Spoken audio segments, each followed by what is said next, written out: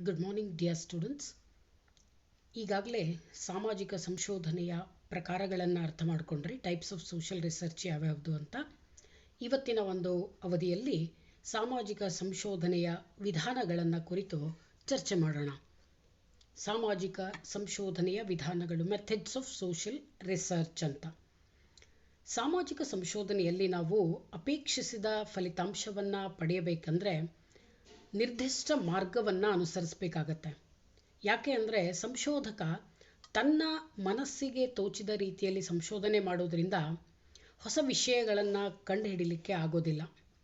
ಸಂಶೋಧನೆಯ ಪ್ರಾರಂಭದಿಂದ ಕೊನೆಯವರೆಗೆ ಸಂಶೋಧಕ ಒಂದು ನಿರ್ದಿಷ್ಟ ಮಾರ್ಗದಲ್ಲಿಯೇ ಮುನ್ನಡೆಯಬೇಕಾಗತ್ತೆ. ಹೀಗೆ ಸಂಶೋಧನೆಯುದ್ದಕ್ಕೂ ಬಳಸುವ ಕ್ರಮಬದ್ಧವಾದ ಮತ್ತು ವ್ಯವಸ್ಥಿತವಾದ ಮಾರ್ಗಕ್ಕೆ ಸಂಶೋಧನಾ ವಿಧಾನ ಅಂತ ಕರೀತಾರೆ. ಸಾಮಾನ್ಯವಾಗಿ ಸಂಶೋಧನಾ ವಿಧಾನ ಅಂದರೆ ಒಂದು ನಿರ್ದಿಷ್ಟ ಮಾರ್ಗ, ವ್ಯವಸ್ಥಿತವಾದಂತಹ ಮಾರ್ಗ ಅಂತ. ಯಾಕೆ ವ್ಯವಸ್ಥಿತವಾದ ಕ್ರಮಬದ್ಧವಾದ ಮಾರ್ಗವನ್ನು ಅನುಸರಿಸಬೇಕು ಸಂಶೋಧಕರು ಅಂದರೆ, ತಮಗಿಷ್ಟ ಬಂದಂತೆ, ತಮ್ಮ ಅಪೇಕ್ಷೆಯಂತೆ, ತಮಗೆ ತೋಚಿದ ರೀತಿಯಲ್ಲಿ, ಸರಿ ಎನಿಸಿದ ರೀತಿಯಲ್ಲಿ ಸಂಶೋಧನೆ ಮಾಡ್ತಾ ಹೋದರೆ ಸರಿಯಾದ ಫಲಿತಾಂಶಗಳು, ನಾವು ಅಪೇಕ್ಷಿಸಿದ ಫಲಿತಾಂಶಗಳು ದೊರೆಯೋದಿಲ್ಲ. ಹಾಗಾಗಿ ಯಾವುದೇ ಸಂಶೋಧನೆ ಇರಲಿ ಒಂದು ನಿರ್ದಿಷ್ಟ ಮಾರ್ಗವನ್ನು ಅನುಸರಿಸಿಯೇ ಮಾಡಬೇಕು ಅಂತ. ಸಂಶೋಧಕರು ತಮಗೆ ಅವಶ್ಯಕವಿರುವ ಮಾಹಿತಿಯನ್ನು ಪ್ರಮುಖವಾಗಿ 2 ವಿಧಾನಗಳ ಮೂಲಕ ಸಂಗ್ರಹಿಸ್ತಾರೆ. ಅಂದರೆ ಸಂಶೋಧನಾ ವಿಧಾನಗಳಲ್ಲಿ 2 ಪ್ರಕಾರಗಳಿದೆ ಅಂತ ನಾವು ಹೇಳ್ಬೋದು. ಮಾಹಿತಿಯನ್ನು ಸಂಗ್ರಹಿಸುವಾಗ 2 ಪ್ರಕಾರಗಳನ್ನು ಬಳಸ್ತಾರೆ ಅಂತ. ಯಾವ್ಯಾವುದು ಅಂದರೆ, ನಂಬರ್ 1 ಸಾಮಾಜಿಕ ಸಮೀಕ್ಷೆ ವಿಧಾನ, ಸೋಷಿಯಲ್ ಸರ್ವೆ ಮೆಥಡ್. ನಂಬರ್ 2 ಏಕ ವಿಷಯಕ ವಿಧಾನ ಅಥವಾ ಸ್ಥಿತಿ ಅಧ್ಯಯನ ವಿಧಾನ, ಕೇಸ್ ಸ್ಟಡಿ ಮೆಥಡ್ ಅಂತೇಳಿ. ಸಂಶೋಧನಾ ವಿಧಾನಗಳಲ್ಲಿ 2 ವಿಧಾನಗಳನ್ನು ನಿಮಗೆ ಕಲೀಲಿಕ್ಕಿದೆ. ಇವತ್ತು ಮೊದಲನೇದಾಗಿ ಸಾಮಾಜಿಕ ಸಮೀಕ್ಷೆ ವಿಧಾನ ಅಂದರೆ ಏನು ಅಂತ ತಿಳ್ಕೊಳ್ಳೋಣ. ವಿದ್ಯಾರ್ಥಿಗಳೇ, ಮೊದಲನೇದಾಗಿ ಸಾಮಾಜಿಕ ಸಮೀಕ್ಷಾ ವಿಧಾನ, ಸೋಷಿಯಲ್ ಸರ್ವೆ ಮೆಥಡ್ ಅಂತ. ಸಮೀಕ್ಷೆ ಅನ್ನೋ ಪದವನ್ನು ಸಾಮಾನ್ಯವಾಗಿ ನೀವೆಲ್ಲ ಕೇಳೇ ಇರ್ತೀರಿ. ಸಮೀಕ್ಷೆ ಅಂದರೆ ಏನು ನಿರ್ದಿಷ್ಟವಾಗಿ ಅನ್ನೋದನ್ನು ಇಲ್ಲಿ ತಿಳ್ಕೊಳ್ಳೋಣ. ಸಮೀಕ್ಷೆ ಅನ್ನೋದು ಮಾಹಿತಿ ಸಂಗ್ರಹಣೆಯ ಒಂದು ಮಹತ್ವದ ವಿಧಾನ. ಸಾಮಾಜಿಕ ಸಮೀಕ್ಷೆಯನ್ನು ಸಾಮಾಜಿಕ ಸಂಶೋಧನೆಯ ಒಂದು ಪ್ರಮುಖ ಅಂಗ ಅಂತ ಪರಿಗಣಿಸ್ತಾರೆ. ಅಂದರೆ ಸಂಶೋಧನೆ ಮಾಡಬೇಕಾದ್ರೆ ಸಮೀಕ್ಷೆಗಳು ಅತಿ ಅವಶ್ಯಕ ಅಂತ. ಸಾಮಾನ್ಯ ಅರ್ಥದಲ್ಲಿ ಸಮೀಕ್ಷೆ ಅಂದರೆ ಏನು? ವೀಕ್ಷಿಸೋದು, ಪರಿಶೀಲಿಸೋದು, ಪ್ರತ್ಯಕ್ಷವಾಗಿ ಸಮೀಪದಿಂದ ನೋಡೋದು ಮತ್ತು ಅವಲೋಕಿಸುವುದು ಅಂತ ಅರ್ಥ. ಸಮೀಕ್ಷೆ ವಿಧಾನ ಸಮಾಜ ವಿಜ್ಞಾನಗಳಲ್ಲಿ ಮಾತ್ರ ಅಲ್ಲದೇನೆ ಇನ್ನುಳಿದ ಕ್ಷೇತ್ರಗಳಲ್ಲೂ ಬಳಸಲ್ಪಡುತ್ತೆ. ಅಂದರೆ ಸಮೀಕ್ಷೆಗಳು ಕೇವಲ ಸಮಾಜ ವಿಜ್ಞಾನಗಳಲ್ಲಿ ಸಂಶೋಧನೆ ಮಾಡುವಾಗ ಬಳಸ್ತಾರೆ ಅಂತಲ್ಲ, ಬೇರೆ ಬೇರೆ ಕ್ಷೇತ್ರಗಳಲ್ಲೂ ಕೂಡ ಇದನ್ನು ಉಪಯೋಗ ಮಾಡ್ತಾರೆ ಅಂತ. ಮುಖ್ಯವಾಗಿ ಎಲ್ಲಿ ಉಪಯೋಗ ಮಾಡ್ತಾರೆ ಅಂದರೆ ಸಮೂಹ ಮಾಧ್ಯಮಗಳಲ್ಲಿ. ಸಮೂಹ ಮಾಸ್ ಮೀಡಿಯಾಸ್, ಸಮೂಹ ಮಾಧ್ಯಮಗಳಲ್ಲಂತೂ ಸಮೀಕ್ಷೆಯ ಪಾತ್ರ ಅತ್ಯಂತ ಪ್ರಮುಖವಾದದ್ದು ಅಂತ. ಸಮೀಕ್ಷೆ ಮಾಡ್ತಾರೆ, ವೀಕ್ಷಕರ ಅಭಿಪ್ರಾಯಗಳನ್ನು ತಿಳ್ಕೊಳ್ಳಿಕ್ಕೆ, ಯಾವ ಕಾರ್ಯಕ್ರಮಗಳನ್ನು ಇಷ್ಟಪಡ್ತಾರೆ, ಯಾವ ಕಾರ್ಯಕ್ರಮಗಳನ್ನು ಇಷ್ಟಪಡೋದಿಲ್ಲ, ಜನರು ಯಾಕೆ ಇಷ್ಟಪಡ್ತಾ ಇಲ್ಲ ಅನ್ನೋದನ್ನು ತಿಳ್ಕೊಳ್ಳಿಕ್ಕೆ ಖಂಡಿತವಾಗಿಯೂ ಸಮೀಕ್ಷೆಗಳನ್ನು ಮಾಡ್ತಾರೆ. ವಾರಕ್ಕೂ TRP ಲೆಕ್ಕ ಹಾಕಲಿಕ್ಕೆ ದೂರದರ್ಶನದವರು ಸಮೀಕ್ಷೆಗಳನ್ನು ಖಂಡಿತ ಮಾಡ್ತಾರೆ. ಹೀಗೆ ಸಮೂಹ ಮಾಧ್ಯಮಗಳಲ್ಲಿ ಸಮೀಕ್ಷೆ ಪ್ರಮುಖವಾದ ಪಾತ್ರವನ್ನು ವಹಿಸುತ್ತೆ. ಹಾಗಾದರೆ ಸಮೀಕ್ಷೆ ಅನ್ನೋ ಪದ ಹೇಗೆ ಬಂದಿದೆ ಅಂತ ನೋಡೋಣ. ಸಮೀಕ್ಷೆ ಅನ್ನೋದಕ್ಕೆ ಆಂಗ್ಲ ಭಾಷೆಯಲ್ಲಿ ಸರ್ವೆ ಅಂತ ಕರೀತೇವೆ. ಸರ್ವೆ ಅನ್ನೋ ಪದ 2 ಪದಗಳಿಂದ ಬಂದಿದೆ. ಒಂದು ಸರ್, ಇನ್ನೊಂದು ಓರ್ ಅನ್ನೋ 2 ಪದಗಳ ಸಂಯೋಗದಿಂದ, ಅಂದರೆ 2 ಪದಗಳು ಕೂಡಿದಾಗ ಸರ್ವೆ ಅನ್ನೋ ಪದ ಆಗಿದೆ. ಹಾಗಾದರೆ ಸರ್ ಅಂದರೆ ಏನು? ಮತ್ತು ಸರ್ ಅಂದರೆ ಓವರ್ ಅಂತ ಅರ್ಥ. ಓವರ್ ಅಥವಾ ಮೇಲೆ ಅಂತ ಅರ್ಥ.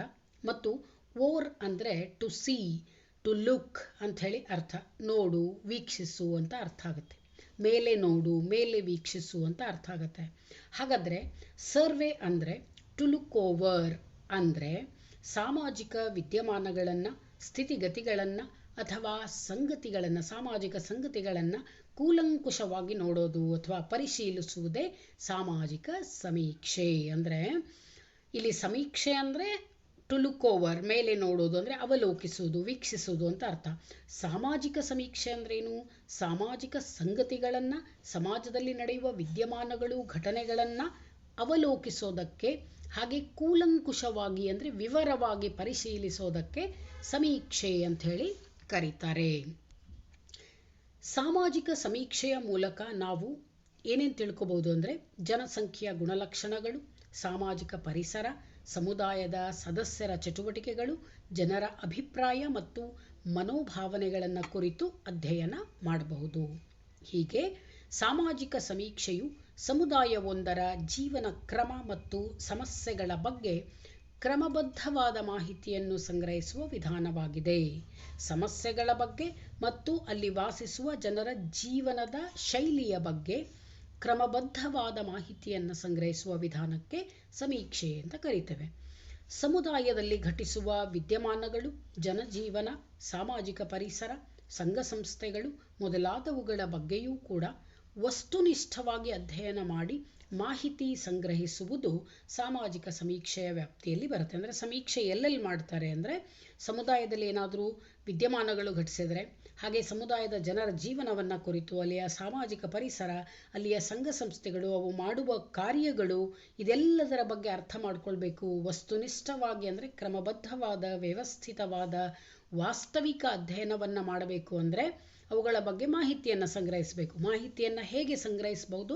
ಸಮೀಕ್ಷಾ ವಿಧಾನದ ಮೂಲಕ, ಸರ್ವೆ ಮಾಡೋದರ ಮೂಲಕ ಮಾಹಿತಿಯನ್ನು ನಾವು ಸಂಗ್ರಹಿಸಬಹುದು. ಸೊ ಒಟ್ಟಿನಲ್ಲಿ ಸರ್ವೆ ಅಂದರೆ ಏನು? ಪರೀಕ್ಷಿಸೋದು, ವೀಕ್ಷಿಸೋದು, ತುಂಬ ಹತ್ತಿರದಿಂದ ನೋಡೋದು ಅಂತ, ಕೂಲಂಕುಷವಾಗಿ ಪರೀಕ್ಷಿಸೋದು. ಅಂದರೆ ಪ್ರತಿಯೊಂದನ್ನು ವ್ಯವಸ್ಥಿತವಾಗಿ ಪರಿಶೀಲಿಸಿ ಮಾಹಿತಿಯನ್ನು ಸಂಗ್ರಹಿಸೋದಕ್ಕೆ ಸರ್ವೆ ಅಥವಾ ಸಮೀಕ್ಷಾ ವಿಧಾನ ಅಂತ ಕರೀತಾರೆ. ಬನ್ನಿ ವಿದ್ಯಾರ್ಥಿಗಳೇ, ಇವಾಗ ಸಮೀಕ್ಷಾ ವಿಧಾನದ ಬಗ್ಗೆ, ಸಾಮಾಜಿಕ ಸಮೀಕ್ಷೆಯನ್ನು ಕುರಿತು ವಿವಿಧ ತಜ್ಞರು ನೀಡಿರುವಂತಹ ವ್ಯಾಖ್ಯೆಗಳನ್ನು ಗಮನಿಸೋಣ. ಮೊದಲನೇ ವ್ಯಾಖ್ಯೆ E.S. ಬೊಗಾರ್ಡಸ್ ಎಂಬ ಸಮಾಜಶಾಸ್ತ್ರಜ್ಞ ನೀಡಿರುವಂಥದ್ದು. ಬೊಗಾರ್ಡಸ್ ಅವರ ಪ್ರಕಾರ ಒಂದು ನಿರ್ದಿಷ್ಟ ಪ್ರದೇಶ ಅಥವಾ ಸಮುದಾಯದಲ್ಲಿನ ಜನರಿಂದ ಅವರ ಜೀವನ ಮತ್ತು ದುಡಿಮೆಯ ಸ್ಥಿತಿಗತಿಯ ಬಗ್ಗೆ ಮಾಹಿತಿಯನ್ನು ಸಂಗ್ರಹಿಸುವುದೇ ಸಾಮಾಜಿಕ ಸಮೀಕ್ಷೆ. ನೋಡಿ, ಒಂದು ನಿರ್ದಿಷ್ಟ ಪ್ರದೇಶ ಅಥವಾ ಸಮುದಾಯದಲ್ಲಿ ವಾಸಿಸುವ ಜನರಿಂದ ಅವರ ಜೀವನ ಶೈಲಿ ಮತ್ತು ಅವರ ದುಡಿಮೆಯ ಸ್ಥಿತಿ ಅಂದರೆ ಉದ್ಯೋಗದ ಪರಿಸ್ಥಿತಿಯ ಬಗ್ಗೆ ಮಾಹಿತಿಯನ್ನು ಸಂಗ್ರಹಿಸೋದು. ಸಾಮಾನ್ಯವಾಗಿ ಜನಗಣತಿಯ ಸಮಯದಲ್ಲಿ ಇವುಗಳನ್ನೆಲ್ಲ ಸಂಗ್ರಹಣೆ ಮಾಡ್ತಾರೆ. ಸೊ ಈ ರೀತಿ ಮಾಹಿತಿ ಸಂಗ್ರಹಿಸೋದಕ್ಕೆ ಸಮೀಕ್ಷೆ ಅಂತ ಕರೀತಾರೆ. ಎರಡನೇ ವ್ಯಾಖ್ಯೆ E.W. ಬರ್ಗೆಸ್ ಅವರು ಕೊಟ್ಟಿರುವಂಥದ್ದು. ಸಾಮಾಜಿಕ ಪ್ರಗತಿಯನ್ನು ಸಾಧಿಸಲು ಮತ್ತು ರಚನಾತ್ಮಕ ಕಾರ್ಯಗಳನ್ನು ಆಚರಣೆಯಲ್ಲಿ ತರಲು ಒಂದು ಸಮುದಾಯದ ಸ್ಥಿತಿಗತಿ ಮತ್ತು ಅವಶ್ಯಕತೆಗಳನ್ನು ವೈಜ್ಞಾನಿಕವಾಗಿ ಅಧ್ಯಯನ ಮಾಡುವುದೇ ಸಾಮಾಜಿಕ ಸಮೀಕ್ಷೆ. ನೋಡಿ, ಈಗ ಕೆಲವೊಂದು ಯೋಜನೆಗಳ, ಒಂದು ಊರನ್ನು ಅಥವಾ ಒಂದು ಸಮುದಾಯವನ್ನು, ಒಂದು ಗ್ರಾಮ ಸಮುದಾಯ ಇರಲಿ, ನಗರ ಸಮುದಾಯ ಇರಲಿ, ಅದನ್ನು ಅಭಿವೃದ್ಧಿ ಪಡಿಸಬೇಕು ಅಂದರೆ ಕೆಲವೊಂದು ಯೋಜನೆಗಳನ್ನು ಹಾಕ್ತಾರೆ. ಆ ಯೋಜನೆಗಳನ್ನು ಕಾರ್ಯರೂಪದಲ್ಲಿ ತರಬೇಕು ಅಂದರೆ ಮೊದಲು ಅಲ್ಲಿಯ ಜನರ ಸ್ಥಿತಿಗತಿ ಮತ್ತು ಆ ಸಮುದಾಯದ ಅವಶ್ಯಕತೆಗಳನ್ನು ಕುರಿತು ಅಧ್ಯಯನ ಮಾಡಬೇಕು, ವೈಜ್ಞಾನಿಕ ಅಧ್ಯಯನವನ್ನು ಮಾಡಬೇಕು. ಆ ಅಧ್ಯಯನವನ್ನು ಹೇಗೆ ಮಾಡ್ತಾರೆ?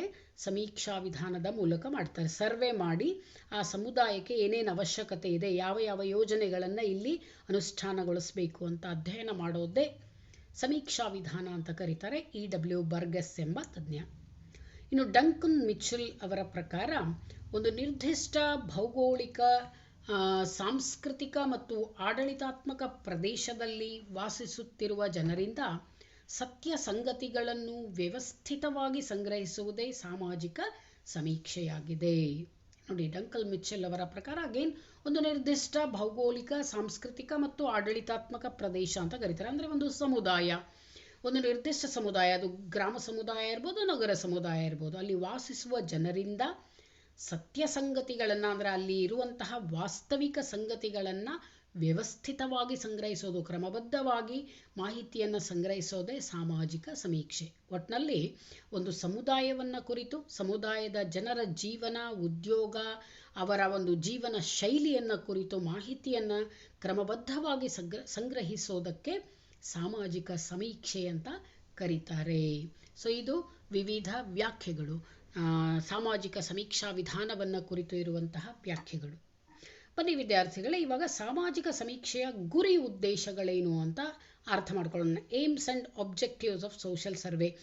ಯಾಕೆ ನಿರ್ದಿಷ್ಟವಾಗಿ ಸಾಮಾಜಿಕ ಸಮೀಕ್ಷೆಗಳನ್ನು ಕೈಗೊಳ್ಳಲಾಗುತ್ತೆ? ಸಮೀಕ್ಷೆ ಯಾಕೆ ಮಾಡ್ತಾರೆ? ಸಾಮಾಜಿಕ ಸಮೀಕ್ಷೆಯು ಹಲವಾರು ಕಾರಣಗಳಿಗಾಗಿ ಪ್ರಾಮುಖ್ಯತೆಯನ್ನು ಪಡೆದಿದೆ. ಸಮೀಕ್ಷೆ ವಿಧಾನದಿಂದ ಸಾಮಾಜಿಕ ಸಂಗತಿಗಳನ್ನು ಪ್ರತ್ಯಕ್ಷವಾಗಿ ಅಧ್ಯಯನ ಮಾಡುವುದರ ಮೂಲಕ ಮಾನವ ಮತ್ತು ಸಮೂಹ ಜೀವನದೊಂದಿಗಿನ ಅವನ ಒಡನಾಟವನ್ನು ವಸ್ತುನಿಷ್ಠವಾಗಿ ಅಧ್ಯಯನ ಮಾಡೋದು ಸಾಧ್ಯ. ಯಾಕೆ ಸಮೀಕ್ಷೆ ಮಾಡ್ತಾರೆ ಅಂದರೆ ಮಾನವನಿಗೂ ಮತ್ತು ಸಮೂಹ ಜೀವನದೊಂದಿಗಿರುವ ಅಂದರೆ ಸಮಾಜದೊಂದಿಗಿರುವ ಅವನ ಒಡನಾಟ ಏನು, ಅವನ ಸಂಬಂಧ ಏನು ಅನ್ನೋದನ್ನು ಅಧ್ಯಯನ ಮಾಡಲಾಗುತ್ತೆ. ಹೀಗಾಗಿ ಸಮಾಜ ವಿಜ್ಞಾನಗಳ ಅಧ್ಯಯನದಲ್ಲಿ ಸಮೀಕ್ಷಾ ವಿಧಾನವು ಹೊಸ ಅಧ್ಯಾಯವನ್ನೇ ಪ್ರಾರಂಭಿಸಿದೆ ಅಂತ ಹೇಳ್ಬೋದು. ಯಾಕೆಂದರೆ ಸಮೀಕ್ಷೆ ಮಾಡೋದ್ರಿಂದ ನಮಗೆ ಸತ್ಯ ಸಂಗತಿಗಳ ದರ್ಶನ ಆಗುತ್ತೆ, ವಾಸ್ತವಿಕ ಮಾಹಿತಿ ಸಿಗುತ್ತೆ. ಮಾನವ ಸಮಾಜದ ಸಮಗ್ರ ಅಧ್ಯಯನ ಮತ್ತು ಮಾನವೀಯ ಸಂಬಂಧಗಳನ್ನು ಅಧ್ಯಯನ ಮಾಡಲು ಸಮೀಕ್ಷಾ ವಿಧಾನ ಅನುಕೂಲಕರವಾಗಿದೆ.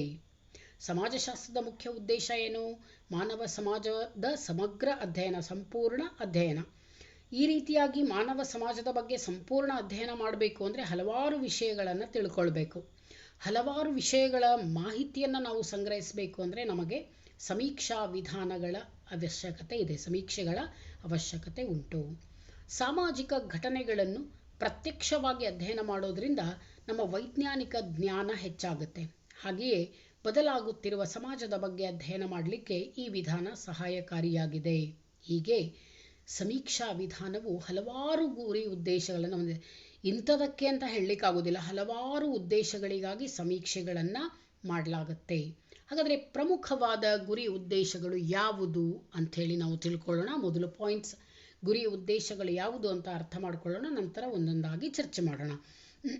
ಮೊದಲನೆಯ ಗುರಿ, ಸಮೀಕ್ಷಾ ವಿಧಾನದ ಮೂಲಕ ಉಪಯುಕ್ತ ಮಾಹಿತಿ ಸಂಗ್ರಹಣೆ ಸಾಧ್ಯವಾಗುತ್ತೆ. ಮೊದಲನೇದೇನು ಉದ್ದೇಶ? ಉಪಯುಕ್ತ ಮಾಹಿತಿ ಸಂಗ್ರಹಣೆ. ಎರಡನೇದು ಸಾಮಾಜಿಕ ಸಮಸ್ಯೆಗಳ ಅಧ್ಯಯನ. ಮೂರನೇದು ಕಲ್ಯಾಣ ರಾಜ್ಯದ ಗುರಿ ಸಾಧನೆ. ನಾಲ್ಕನೇದು ಸರ್ಕಾರದ ವಿವಿಧ ಯೋಜನೆಗಳಿಗೆ ಮಾರ್ಗದರ್ಶನ. ಐದನೇದು ನಗರ ಯೋಜನೆಗಳ ಸಾಕಾರ. ಆರನೇದು ಸುವ್ಯವಸ್ಥಿತ ಸಾಮಾಜಿಕ ಪರಿವರ್ತನೆ. ಈ 6 ಗುರಿಗಳನ್ನು ಇಟ್ಕೊಂಡು 6 ಉದ್ದೇಶಗಳಿಗಾಗಿ ಸಮೀಕ್ಷೆಗಳನ್ನು ನೆರವೇರಿಸಲಾಗುತ್ತೆ, ಸಮೀಕ್ಷೆಗಳನ್ನು ಮಾಡಲಾಗುತ್ತೆ. ಬನ್ನಿ ಒಂದೊಂದಾಗಿ ಚರ್ಚೆ ಮಾಡೋಣ. ಏನಿದು ಗುರಿ ಉದ್ದೇಶಗಳು ಅಂತ. ಸಾಮಾಜಿಕ ಸಮೀಕ್ಷೆಯ ಮೊದಲನೆಯ ಉದ್ದೇಶ ಉಪಯುಕ್ತ ಮಾಹಿತಿ ಅಥವಾ ದತ್ತಾಂಶವನ್ನು ಸಂಗ್ರಹಣೆ ಮಾಡೋದು ಅಂತ.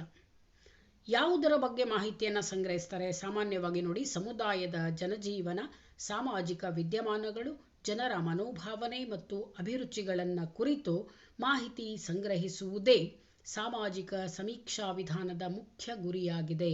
ಈ ಎಲ್ಲವುಗಳ ಬಗ್ಗೆ ಸ್ಪಷ್ಟವಾದ ಮಾಹಿತಿಯನ್ನು ಸಂಗ್ರಹಿಸೋದೇ ಸಮೀಕ್ಷಾ ವಿಧಾನದ ಮುಖ್ಯ ಗುರಿ.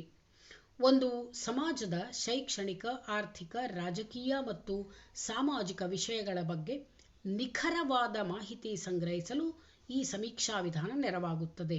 ಯಾವಾಗಲೂ ಸಮೀಕ್ಷೆಗಳಿಂದ ಬರುವ ಮಾಹಿತಿ ಏನಿರುತ್ತೆ, ನಿಖರವಾದದ್ದು, ಖಚಿತವಾದದ್ದು, ಸತ್ಯವಾದದ್ದು ಅಂತ. ಯಾಕಂದರೆ ಸ್ವತಃ ಸಂಶೋಧಕನು ಪಾಲ್ಗೊಂಡು ಸಮೀಕ್ಷೆ ನಡೆಸೋದ್ರಿಂದ ಖಂಡಿತವಾಗಿಯೂ ವಾಸ್ತವಿಕ ಮಾಹಿತಿಯೇ ನಮಗೆ ದೊರೆಯುತ್ತೆ. ಸಮೀಕ್ಷೆಯು ಪರಿಮಾಣಾತ್ಮಕವಾಗಿರಬಹುದು ಅಥವಾ ಗುಣಾತ್ಮಕವೂ ಆಗಿರಬಹುದು. Surveys may be quantitative or qualitative in nature. ಅಂದರೆ ಕೆಲವೊಂದು ಸಮೀಕ್ಷೆಗಳು ಪ್ರಮಾಣವನ್ನು ಅಳಿಲಿಕ್ಕಾಗಿ ಅಂಕಿ ಸಂಖ್ಯೆಗಳ ಮೂಲಕ ಮಾಡಲ್ಪಡುತ್ತೆ, ಇನ್ನು ಕೆಲವು ಗುಣಾತ್ಮಕವಾದ ಸಮೀಕ್ಷೆಗಳು ಇರುತ್ತೆ ಅಂತೇಳಿ. ಸಂಶೋಧಕರು ಸಾಮಾನ್ಯವಾಗಿ ಸಮೀಕ್ಷಾ ವಿಧಾನವನ್ನು ಒಂದು ಸಮುದಾಯದ ಸಾಕ್ಷರತಾ ಪ್ರಮಾಣ, ಏನೇನೆಲ್ಲ ಮಾಹಿತಿ ಸಂಗ್ರಹಿಸಲಿಕ್ಕೆ ಉಪಯೋಗಿಸ್ತಾರೆ ಅಂದರೆ ಸಾಕ್ಷರತಾ ಪ್ರಮಾಣ, ಜನಸಂಖ್ಯಾ ಬೆಳವಣಿಗೆ, ಜನನ ಮರಣ ಪ್ರಮಾಣ, ತಲಾ ಆದಾಯ ಪರ್ ಕ್ಯಾಪಿಟಾ ಇನ್ಕಮ್, ತಲಾ ಆದಾಯ, ವಾರ್ಷಿಕ ಆದಾಯ ಆನ್ಯುವಲ್ ಇನ್ಕಮ್, ಲಭ್ಯವಿರುವ ಭೂಮಿ, ಜಲಸಂಪತ್ತು, ಅರಣ್ಯ ಸಂಪತ್ತು ಮತ್ತು ಅವುಗಳ ಸಮರ್ಪಕ ವಿತರಣೆ ಮುಂತಾದ ವಿಷಯಗಳನ್ನು ಕುರಿತು ಅಧ್ಯಯನ ಮಾಡುವಾಗ ಮಾಹಿತಿಯನ್ನು ಸಂಗ್ರಹಿಸಲಿಕ್ಕಾಗಿ ಈ ಸಮೀಕ್ಷಾ ವಿಧಾನವನ್ನು ಉಪಯೋಗಿಸ್ತಾರೆ. ಇವೆಲ್ಲವುಗಳ ಬಗ್ಗೆ ಮಾಹಿತಿಯನ್ನು ಪಡ್ಕೊಳ್ಳಿಕ್ಕಾಗಿ ಸಮೀಕ್ಷಾ ವಿಧಾನ ಬೇಕೇ ಬೇಕು ಅಂತ.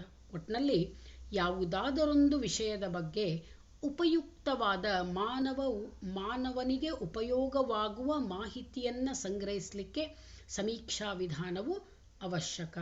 ಮೊದಲನೇ ಉದ್ದೇಶ ಏನು? ಉಪಯುಕ್ತ ಮಾಹಿತಿ ಅಥವಾ ದತ್ತಾಂಶವನ್ನು ಸಂಗ್ರಹಿಸೋದು ಅಂತ. ಇನ್ನು ಎರಡನೇ ಉದ್ದೇಶ ಏನಪ್ಪ ಸಮೀಕ್ಷಾ ವಿಧಾನದ್ದು ಅಂದರೆ ಸಾಮಾಜಿಕ ಸಮಸ್ಯೆಗಳ ಅಧ್ಯಯನ ಮಾಡೋದು. ಅಂದರೆ ಸಮಸ್ಯೆಗಳ ಕುರಿತು ವಾಸ್ತವಿಕ ಮಾಹಿತಿಯನ್ನು ಸಂಗ್ರಹಿಸೋದು ಸಾಮಾಜಿಕ ಸಮೀಕ್ಷೆಗಳ ಮುಖ್ಯ ಗುರಿ. ಈಗ ನೋಡಿ, ಸಮಸ್ಯೆಗಳಿಲ್ಲದ ಸಮಾಜಗಳೇ ಇಲ್ಲ, ಹೌದಾ?